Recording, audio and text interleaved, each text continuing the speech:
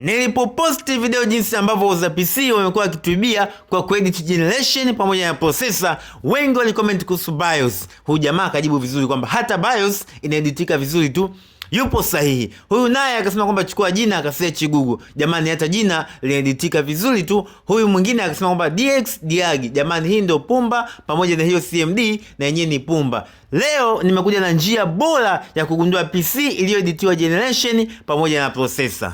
Hatua kwanza hapo utaingia Google, kisha utasearch www.cpuid.com, kisha utabonyeza enter. Baada hapo utashuka hapa chini Windows, kisha utashuka chini tena hapa zip English, hapa kidogo ile lugha inaeleweka, kisha uta download now.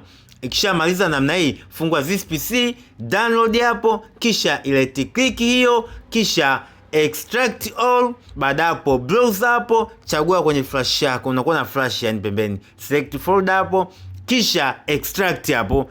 Baada hapo itakuwa kamiligado. Utachukua flash yako mpaka dukani, ukifika dukani pale ichomeke unavyonunua PC, kisha utalifungua ile file la x64. Baada hapo kisha lifungua, linakuletea specification original. Hizi haziwezi kueditika. Angalia hapo kwa i5 generation ya 8. Lakini bado ukiingia setting hapa, kisha ukaingia kwenye system hapo, baada hapo ka scroll chini huku, ukascroll mpaka kwenye about.